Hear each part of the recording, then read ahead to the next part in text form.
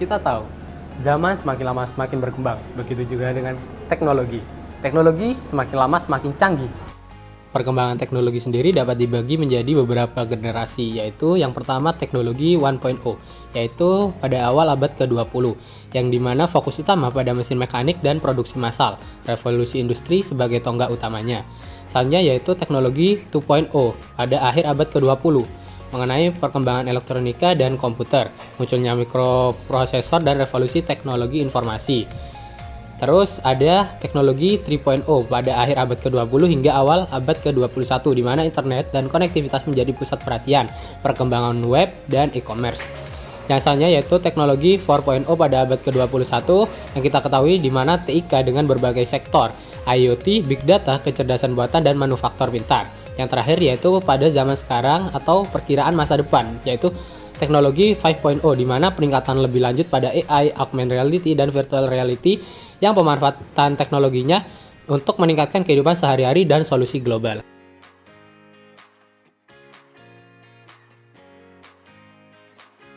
Pada era teknologi 5.0 sekarang ini, ilmu komputer menciptakan program komputer baru yang bernama Artificial Intelligence atau yang biasa kita sebut dengan kecerdasan buatan. Program komputer ini dapat melakukan tugas-tugas yang membutuhkan kecerdasan manusia. Tujuan dari AI diciptakan adalah untuk menciptakan mesin yang dapat belajar, merespon situasi, dan juga melakukan tugas secara otomatis pada setiap langkahnya. Dalam kehidupan sehari-hari, AI sudah mencakup berbagai teknik seperti pembelajaran mesin, pengenalan pola, pengolahan bahasa alami, dan pemecahan masalah.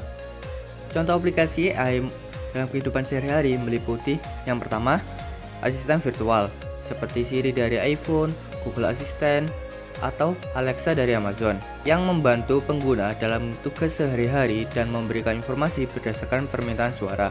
Yang kedua, mobil otonom.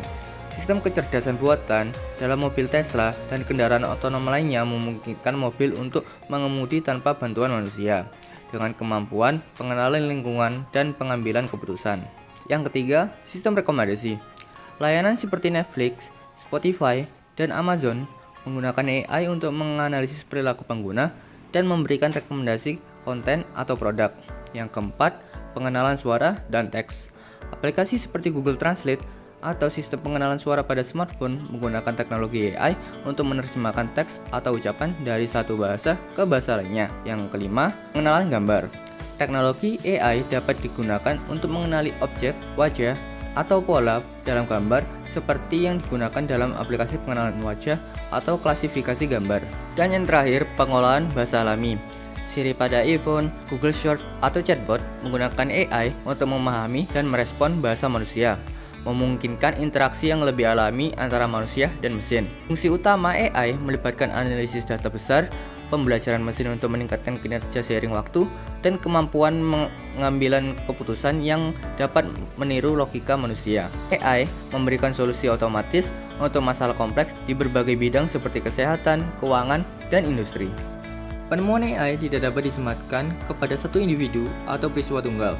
Sebaliknya, AI berkembang seiring waktu melalui kontribusi berbagai ilmuwan dan peneliti. Pada 1943, Warren McCulloch dan Walter Pitts memperkenalkan model matematika untuk neuron dalam otak yang memberikan dasar untuk perkembangan jaringan saraf tiruan. Pada 1950, Alan Turing merancang konsep mesin Turing yang dapat memodelkan perilaku manusia dan berfungsi sebagai landasan teoritis bagi kecerdasan buatan. Istilah Artificial Intelligence sendiri diresmikan pada 1956 oleh McCarthy, Marvin, Allen, dan Simon dalam konferensi Dartmouth. Dalam 1960, program-program komputer awal seperti Logic Theories dan General Problem Solver dikembangkan untuk menyelesaikan masalah-masalah yang memerlukan kecerdasan manusia. Pada tahun 1990-an, terjadi pergeseran ke pembelajaran mesin dengan kemajuan algoritma seperti support vector machine dan penggunaan data lebih besar. Pada tahun 2010-an, keberhasilan jaringan saraf tiruan dalam deep learning menghasilkan kemajuan besar dalam berbagai aplikasi AI, termasuk pengenalan gambar dan bahasa alami. Seiring waktu, penemuan dan perkembangan AI terus berlanjut, melibatkan kontribusi dari banyak ilmuwan, peneliti, dan praktisi di berbagai bidang.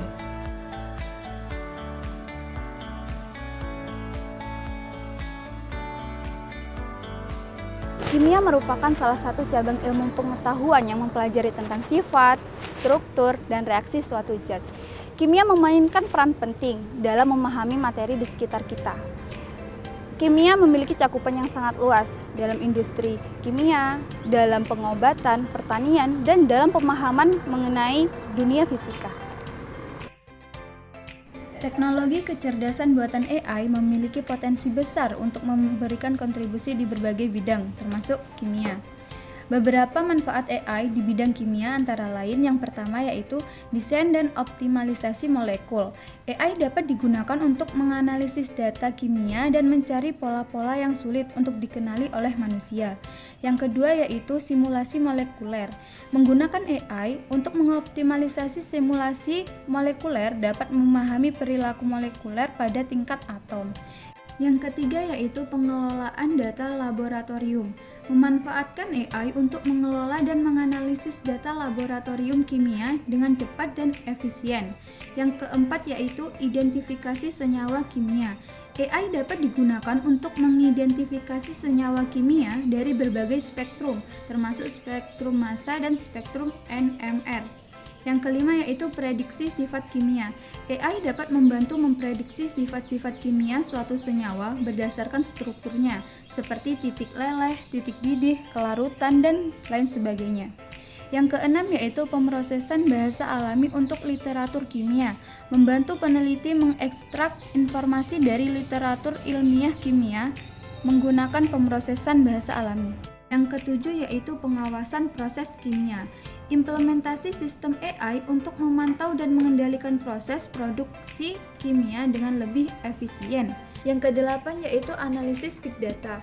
AI dapat menangani dan menganalisis besar data kimia dengan cepat, membantu dalam mengidentifikasi pola dan tren yang mungkin tidak terlihat tanpa bantuan AI.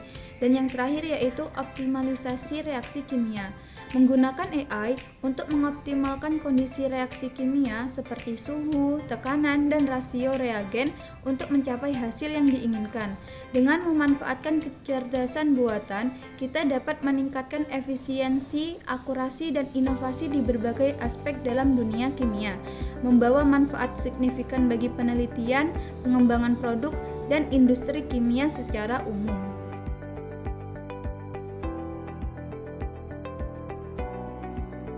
Ada juga AI yang membantu pada bidang kimia, yang bisa jadi buat membantu kita dalam menyusun penelitian ataupun menyelesaikan masalah-masalah reaksi kimia. Yaitu seperti halnya yang udah sering kita dengar ya, kayak Google Scholar, Perplexity, dan juga Smoothing. Itu merupakan contoh dari AI yang dapat membantu kimia dalam universal.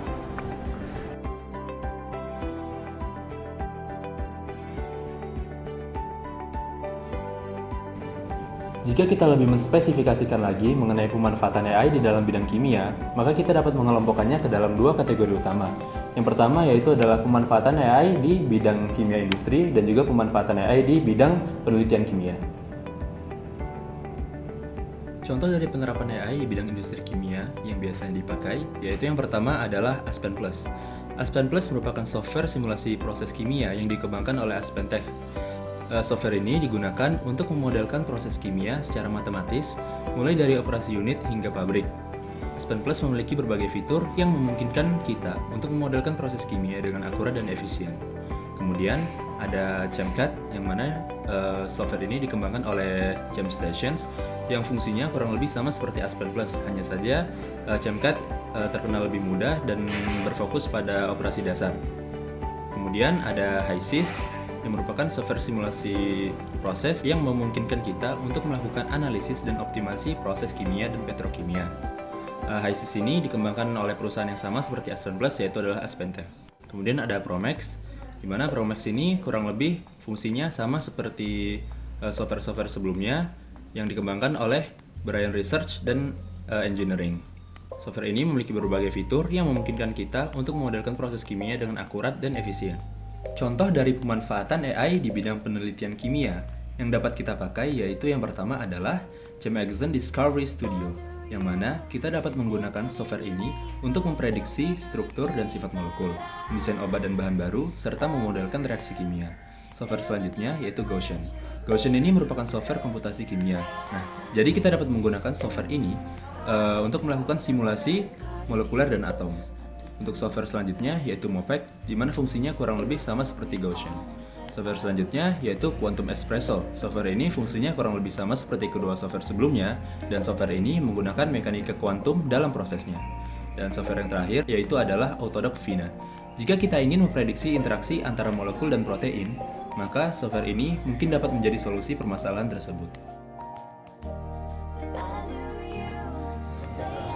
Jadi, kesimpulan yang dapat diambil adalah AI sudah beraneka macam dan memiliki fungsi yang masing-masing. Seperti tadi yang dijelaskan, AI dalam bidang kimia ada Smootin untuk membantu menyelesaikan permasalahan reaksi kimia, ada juga Aspen untuk membantu penghitungan dalam pabrik, di mana AI tersebut digunakan dalam membantu program kerja dari engineer ataupun scientist. Begitu dari kami, thanks for watching.